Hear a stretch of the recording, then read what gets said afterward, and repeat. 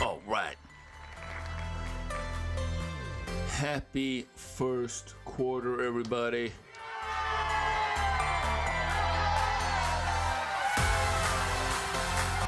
What do you got going for the end of the year?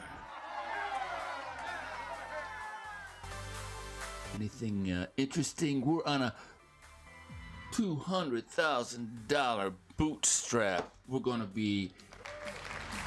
take you along as we do what we need to do to raise about 200 grand to get this campaign off the ground. What are we doing? We're gonna make art great again. All right, so let's get to Oren Clough, my man. The man, the myth, the legend. Let's talk about frame control. This is a fantastic few minutes, so I'll shut up and let Oren do his thing. All right, Oren, take it away. Who said that and why? If I was half the man I was 5 years ago, take a flamethrower to this place. Who said that and why? Let's check it out. Mr. Sims, I will give you one final opportunity to speak on. Mr. Sims doesn't want it. He need to be labeled still worthy of being a bad man. What the hell is that? What is your motto here? Boys, inform on your classmates, save your hide. Anything short of that, we're gonna burn you at the stake? That's Al Pacino in Scent of a Woman doing frame control as well as it can be done. I got to do this stuff every day. I got to step in front of investors and show them a deal. So the deal that I happen to be in, like a lot of my deals, I've got $20 million in, and sometimes investors are only putting in $25,000 or $50,000. Hey, Oren, why are you working with investors who have $50,000? One thing I'll tell you is $50,000 plus $50,000 is $100,000. $100,000 plus $100,000 is $200,000. Pretty soon, you're at $2, $3, $4 million, and you haven't had to give up a big piece of the company to do it. All right. Let's give it up for Oren. All right, I meant to press the hand claps. Jesus. Anyways, but you hear what he's saying. You have different investors at different price points. They're going to come in, and you're going to get investors, people who want to be a part of your campaign, your company, your security, whatever it is that you are pitching. And they're going to come in, and you're going to get all different types, and they're going to try to control the frame. They're going to try to power trip on your parade. And so what Oren says is you have to maintain control, and he calls it frame control. Let's listen in a little bit more. So it's worth doing. But those investors want to grind on you, they want to torture you, and they want details that don't matter. Let's watch frame control being done as well as it can be done, and I'll try and show you something you can do in your everyday life. Well, gentlemen, when the shit hits the fan, some guys run and some guys stay. This is the essence of frame control as I know it. You're creating a fork in the road. Yogi Berra said, when you come to a fork in the road, take it. What you see him doing right there in a courtroom is exactly the right thing. When the bleep hits the fan, some boys run and some boys stay. You're about to find out which is which. Intriguing, and it's a fork in the road. You have to set it up that way. There has to be a dividing line between good and bad. I think it said, in order to know good, you must first know evil. There has to be two sides of the pancake. You have to set it up. You cannot just show what's good and be sweet, sugary, saccharine, and just try and overload people with good. You have to show both sides. We're going to find out. Some boys run, some boys stay. Which is it? Let's find out. Here's Charlie facing the fire, and there's George hiding in Big Daddy's pocket. Here's Charlie facing the fire. Here's George running, hiding under his dad's bank account. So we created the framing, and then we put people in the frames. This is how it's done perfectly. Let's keep watching, see how it brings it home. And what are you doing? You're gonna reward George and destroy Charlie. Are you finished, Mr. Slade? No, I'm just getting warmed up. So this is classic analyst frame control, ignoring the frame. Are you finished? Do you have anything else to say? And watch what he does. No, I'm just getting started. So the thing is, just when somebody thinks they know the answer, you change the question. That is how you continue to get control over this conversation. Are you finished? No, I'm just getting started. Let's watch. I don't know who went to this place. William Howard Taft, William Jennings Bryan, William Tell, whoever. Their spirit is dead, if they ever had one. It's gone. So then what he does is he rolls in with the moral authority frame. Hey, I don't care about the history of this place. I don't know who went here. You know, William Taft, Abraham Lincoln, Benjamin Franklin, Jacques Cousteau. Doesn't matter. Their spirit is dead. So now that is a reframe of the things you are doing are destroying the value system of what generations of people have held high. So I'll do that on calls too, right? Which is the things you are saying here are eliminating your seriousness. The questions you're asking are fine questions for small ball. The questions you're asking is Bush League. The questions you're asking don't make any sense for a professional investor. I'm gonna try and help you out. You're building a rat ship here. A vessel for seagoing snitches.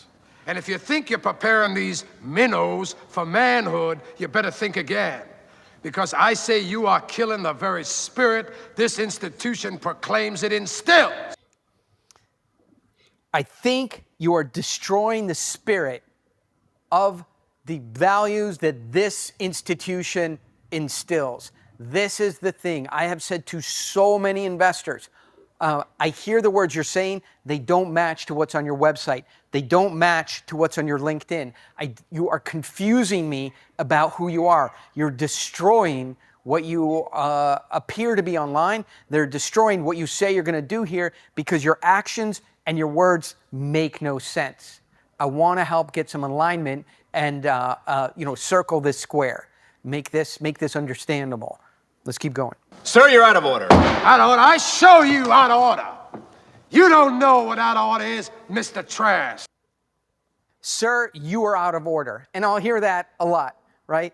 And that is some kind of like defensibility or defensiveness showing up. Very high defensiveness. Sir, you are out of order, right? And the only answer to that is, I'll show you out of order. This is done so well, right? Just when you think you know the answer, I change the question. This is done perfectly. Let's try and make this addressable in a real world situation.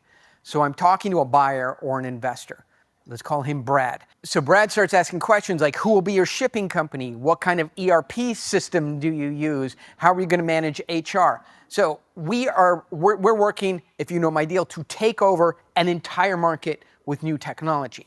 So most people will try and address these questions, ERP system, HR, but for me, I know this is fetch me another rock. If I go fetch this rock, he's gonna want another rock. You want a blue rock? Here's a blue rock. Oh, now you want a red rock? I have to fetch him a red rock. Now you want a yellow rock? We're gonna be fetching rocks forever.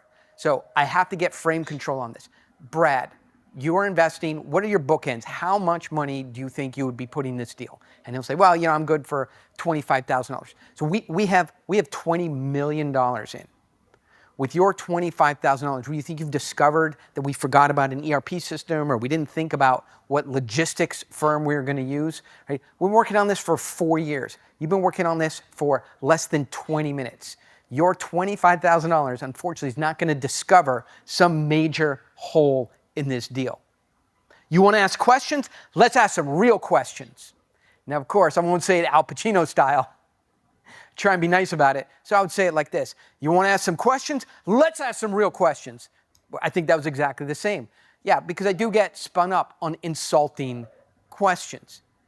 what I'm looking for here is honesty. How much honesty can this individual on the other side of the Zoom, on the other side of the table, take, right? I can't exceed his honesty, but the guy, Brad, I'm talking to him, and I go, Brad, are you wearing your asbestos underwear today? Because if you are, we can have a real conversation. And he says, yes, I'm wearing my asbestos underwear. Now I've got frame control, right? He's saying, you can be honest with me, because the more honest you can be with someone, you can have a higher quality conversation with them, and the higher likelihood they will come into your frame. Why? Because you've been in your product, you've been in your deal, you've been in your situation, you've been in your circumstance for months, sometimes years, and they've been in it for 1 minute, 5 minutes, maybe 20 minutes. Of course, 4 years is gonna beat 20 minutes every time. So when you can be honest, have direct conversation, 4 years beats 20 minutes. Okay, Brad, let's have some real conversation. The questions you're asking are small ball. Right? Remember, I asked him if he could take that feedback. The questions you're asking are small ball, bush league. It tells me you're not a serious investor. And I'm happy to say no to you, because the $20 million that I have in, those are serious investors. I'm happy to have you in if you start, if you're willing to ask the right questions. Those are not the questions. The questions are, hey, Oren, I'm buying a security from you that has $0 attached to it.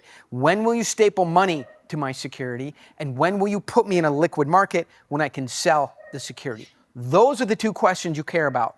When will I get revenue and income? When will I be able to sell the revenue and income on the security? Those are the questions that a sophisticated investor, even one with just $25,000, would ask. What would you like to do? Talk about ERP systems, or talk about when I'll have revenue and be able to get you an exit?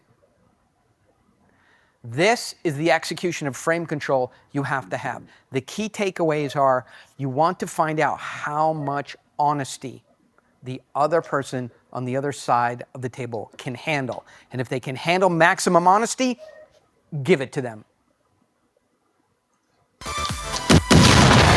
Yeah, baby, come on, maximum honesty. Can you handle maximum honesty?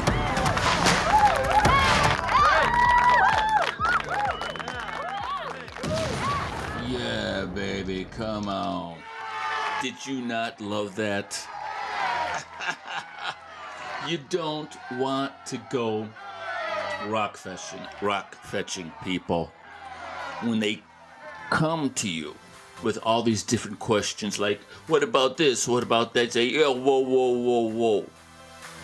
I'm sorry, but the questions that you're asking kind of don't match up from everything that I've seen about you on social media, your profile, or whatever. You seem like a very intelligent, thoughtful person in your public file, but the questions you're asking, they're small ball. So they're not big league, you know what I'm saying? I love it. Frame control, baby. Frame control. Oren Clough is a master at frame control. All right? So, happy fourth quarter. Happy fourth quarter. What deals do you have going? You're going to come on a sleigh ride with me, and we're gonna bootstrap just a small portion of the entire enchilada, and we're gonna have some fun along the way. All right, everybody, thanks for watching. Have a great day. And the debates are tonight. Come on, it's gonna be a blast. All right.